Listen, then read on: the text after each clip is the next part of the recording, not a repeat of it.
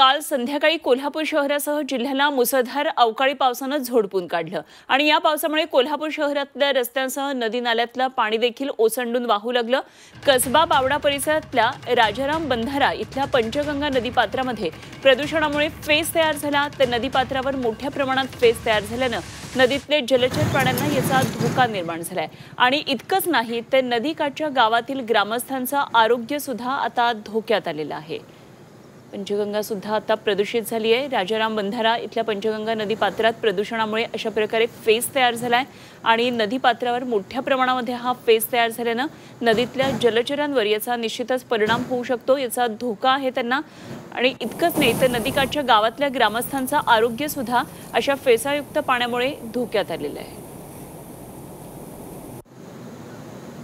तर कोल्हापुरातल्या पंचगंगा नदी कशी फेसाळली आहे त्याची ही दृश्य आपल्याला पाहायला मिळतात। नदीपात्रात मोठ्या प्रमाणामध्ये हा फेस तयार झालेला आहे। आमचे प्रतिनिधी प्रताप नाईक सध्या कोल्हापूरमधून आपल्याबरोबर जोडले गेलेत। आणखी सविस्तर माहिती जाणून घेऊया। प्रताप, कोल्हापूर शहरासह जिल्ह्याला मुसळधार अवकाळी पाऊस झोडपून काढतोय आणि पंचगंगा नदीमध्ये फेस तयार झालेला आहे, काय नेमकं या संदर्भातले तपशील आहेत?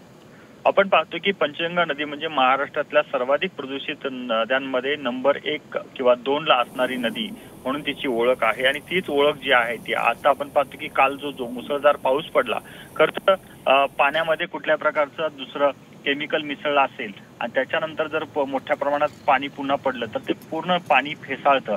अशाच प्रकारची दृश्य आपल्याला राजाराम बंधाऱ्यावर पाहायला मिळालेले आहे। गेल्या अनेक वर्षापासून पंचगंगा नदीचा प्रदूषणाचा प्रश्न गंभीर आहे। असं असताना शासनाच्या पातळीवर पंचगंगा नदी प्रदूषित करू अशा प्रकारचं आश्वासन दिलं जातं, प्रत्यक्षात त्यासाठी थोडा निधी दिला जातो, पण प्रत्यक्षात त्या ठिकाणी कोणत्या प्रकारची कारवाई होत नाही हे दिसून येतं। त्याचंच हे ज्वलंत उदाहरण म्हणावं लागेल।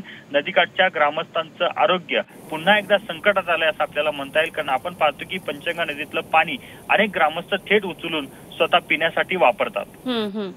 धन्यवाद प्रताप, दिलेल्या या सविस्तर तपशिलांसाठी। प्रताप नाईक आमचे प्रतिनिधी आपल्याबरोबर होते आणि कोल्हापुरातल्या पंचगंगेचं जे प्रदूषण आहे त्या संदर्भातली सविस्तर माहिती त्यांनी दिली।